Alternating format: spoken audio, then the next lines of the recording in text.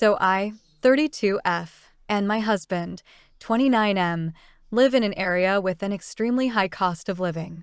I work a job that pays decently well, which is kind of necessary to live where we do. My husband worked a job for years that paid less than mine did, but was okay overall, though he absolutely hated working there.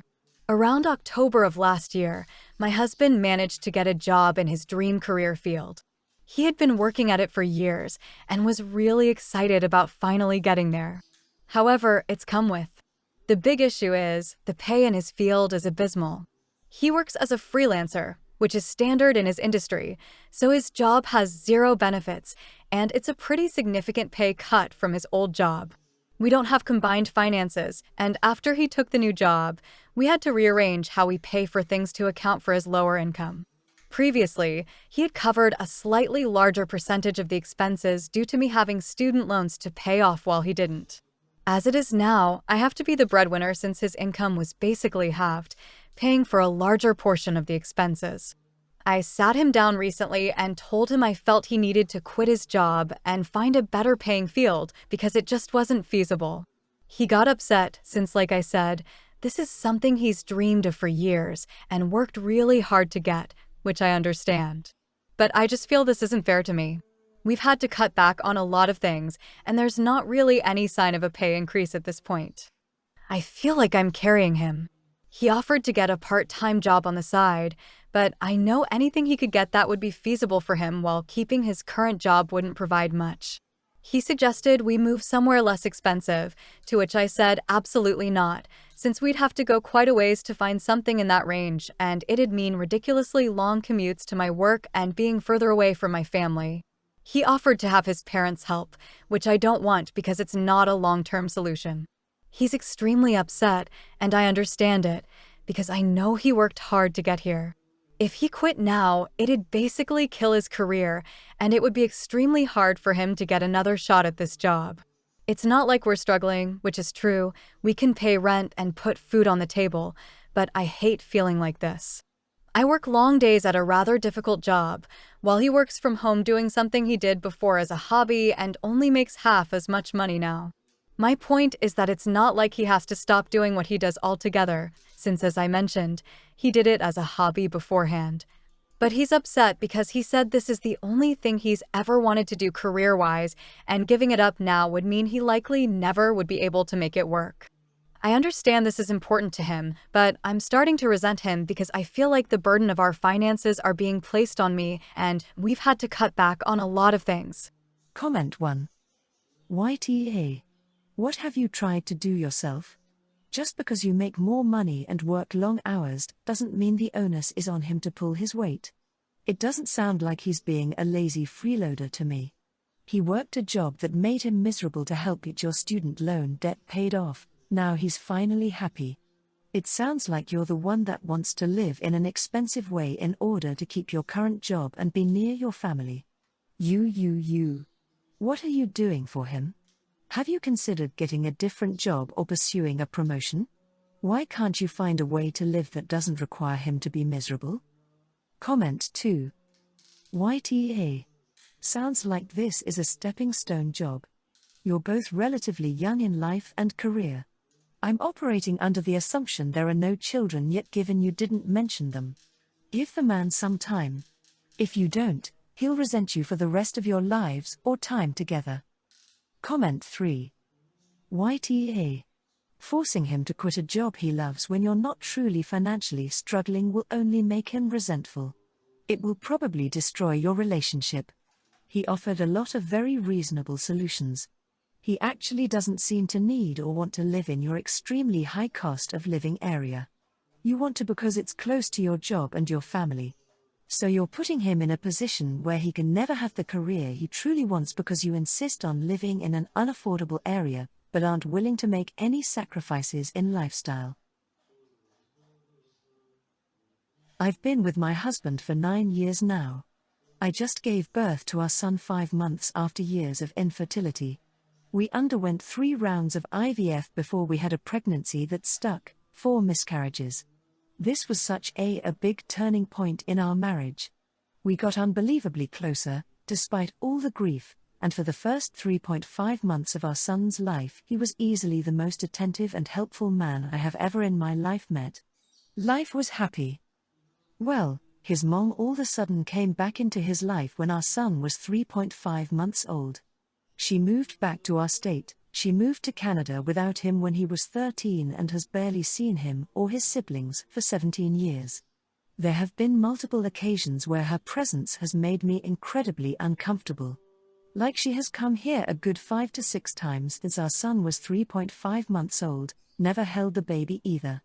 When my husband says, "Look, it's Grammy," his mom will raise her eyebrows and say hi before looking away.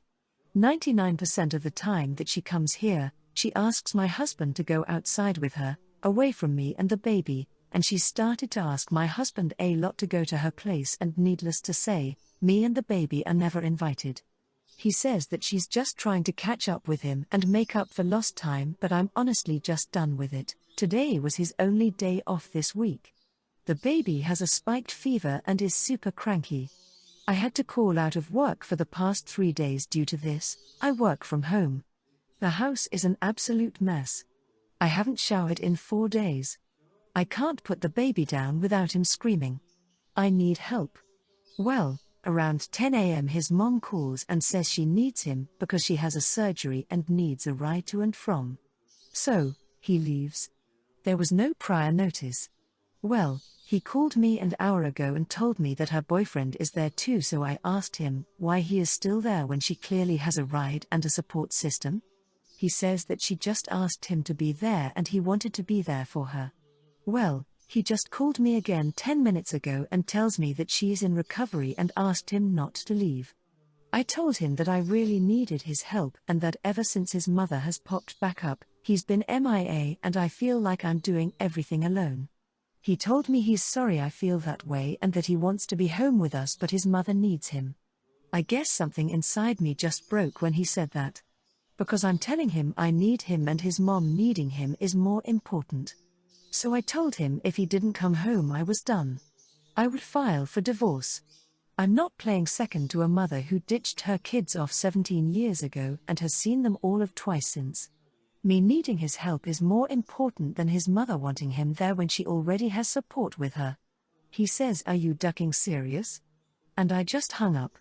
I hardly see this man anymore because of this woman, and I don't want to live a life like this anymore, even though it's only been a month and a half since this started happening. The hospital is only 15 minutes from us, so if he's not back in 30 minutes, I'm packing my stuff. ETA, I own a property that I rent out for Airbnb. That's where I will be going. No, I don't have a support system. I grew up in foster care. My biological mother died during childbirth and my dad didn't want me. I was never adopted out. My best friend moved 2 years ago. It's just me, and used to be my husband. Edit, on my way to the Airbnb now. The last phone call I received was him telling me his mother would be discharged within the hour and he would be home after dropping her off. Her boyfriend, who lives with her, is still at the hospital. He could drive her. But mommy wants her precious son to. So, I'm leaving. Thank you everyone who took the time to comment. I will update as the night progresses. Comment 1, NTA, you are showing him how serious you are. Thank God you left. This man clearly has decided mom greater than wife plus baby. The fact your kid is so sick and you're struggling so much and he not only didn't take time off work but also abandoned you for his mom when she A, didn't tell him about the surgery beforehand and B, already had support is insane. Like, super duper insane. He needs to either start boundary enforcing hardcore or you need to be gone. You never would have married a man who treated you this way, much less had a kid with them. Maybe he needs to be in therapy to work through his trauma over being abandoned by his mom in a more healthy way than trying to get her to love him now. Comment 2. Obviously you know how to take care of yourself and your baby. It's awful when your spouse shows you that his mommy means more to you than you and your child. My BF was in this situation with 3 kids and a husband who was never there for her and her kids. But mommy, anything for mommy. He's shown you who he is, a mommy's boy. I wish you and your baby well. Stay strong. My husband and I flew a 3.5 hours flight with our 3-month-old and 2.5 years old recently. We were unable to buy seats together, so I was in the middle aisle with baby and he was across the aisle of me with the aisle seat and the toddler in the middle. About an hour into the flight, my husband gets up to pee while I'm nursing baby, and as soon as he leaves, the toddler crawls over to me. I try to get the toddler to sit on my lap, but he causes baby to stop eating, so baby is crying on me while I'm trying to hold the toddler and not disrupt the two people I'm sitting next to. Plus my husband got stuck behind the beverage cart so he could grab the toddler for 20 minutes. Later, my husband gets up to pee again while I'm feeding baby, and same thing happens of trying to feed baby with a toddler on my lap, ending up with a crying baby and a toddler in one middle seat. Backstory: my husband pees a lot. I've worked with a pelvic floor therapist and told her how frequently he pees, and she agrees it's too much and he should work with PT to avoid issues down the road. He says he doesn't need help and blames it on drinking lots of water. He does work a full-time job in an office and does go hours without peeing when he has back-to-back calls, so he's capable of holding it. He's never peed himself or had an accident. He did go to the urologist this year, who ruled out any prostate or cancer. After the flight, I told my husband how hard it was to balance both boys and asked if he can just hold his pee. So many times I have to pee when I'm watching the boys, but hold it until timing is better. He said he can't. Next, I asked if he could ask me before he pees and go when baby isn't nursing and I have 2 hands. He said no, and he should be able to pee when he has to go. We have a full summer of flying ahead of us, including a few international trips, and I'm worried. Edit: he gets annual physicals and is extremely healthy. No diabetes and all labs are WNL. He does ultra marathons and has never peed on himself during a long run. I only mentioned the PT because of a conversation we had.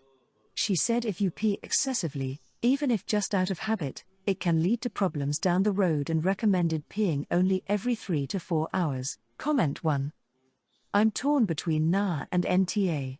On the one hand, if he has a medical problem causing him to pee and has no ability to hold it whatsoever, then obviously he should get to go when he needs, but you said that he refused help, so at this point he's choosing this problem. And it bothers me that it became a 20-minute case of him being absent due to the beverage cart, and that both times he had to pee, you were feeding the baby and had your hands completely full. You were both in a difficult situation, but it sounds like the labor was not divided evenly and the consequences weren't either. He got his needs met, while you didn't, and left with all of the parental labor in your moments of highest overwhelm, while you're nursing. If he's unable to hold his pee for a few minutes, he needs a doctor. If he refuses a doctor, and continues to willingly put you in this situation, he's the R. Comment 2. Unfortunately, this sounds like a case of poor planning on you and your husband's part regarding seating, and having already known your husband frequently uses the bathroom.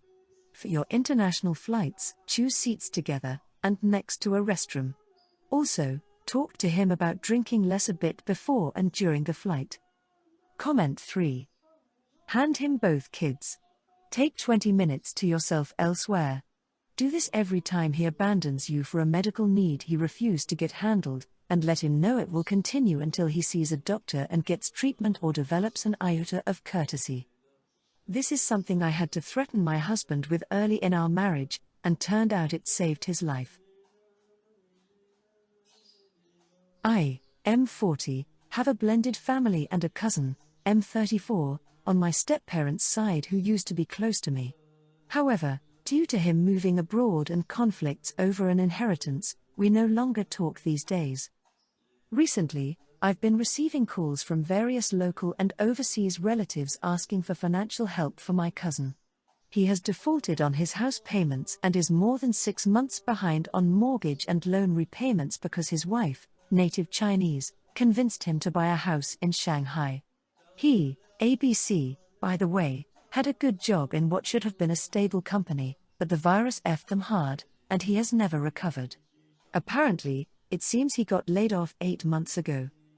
When we were still talking, and he told me that he was going to buy this ludicrously expensive 2.8 million Chinese yuan house, about 400k USD, that was basically a concrete box.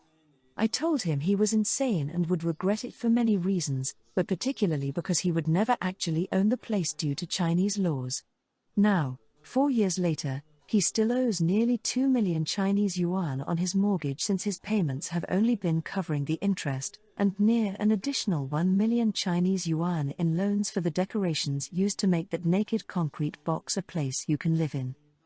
I am a teacher in the US, and I don't earn enough money to own my own damn house, so how am I supposed to give someone else money to pay off theirs when I warned them this would come back to bite them hard? In the Chinese real estate market, you are always just one bad day or one conman away from losing 3 generations of savings. This house was so expensive, for him, that it took up 70% of his monthly income just to pay the interest on the mortgage. Now, I am being harassed for his stupidity to help him out of this hole because I let on that I had a decent savings account. It's not house money, but I want to buy a new car, something nice for once and not just new to me. Even my biological family is giving me grief about this. But I don't want to help. Will I be the a-hole if I don't help them? Edit. Thanks for the comments and reassurance. Asian family guilt is a crazy WMD on its own. Yay, so they are trying to get everyone to donate to cousin. All of this is because one auntie overheard me talking about getting a new car and they all started circling like vultures, and the guilt has been raining for days. Comment 1. NTA et al. You warned him about that risky move, and now he's facing the consequences. It's not your responsibility to bail him out, especially when you have your own financial goals.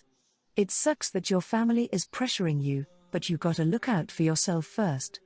You worked hard for your savings, and it's okay to use them for what you want, like that new car. His decisions shouldn't guilt trip you into sacrificing your own dreams. Comment 2. Even taking the time to write this up was a waste of your time. This kind of thing should be immediately dismissed out of hand.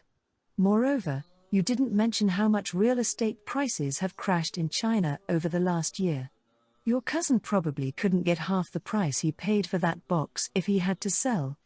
This is why so many middle-class Chinese families are now underwater in total assets, and aren't spending any money, along with the stock market crash and the zero-COVID policies draining everyone's cash.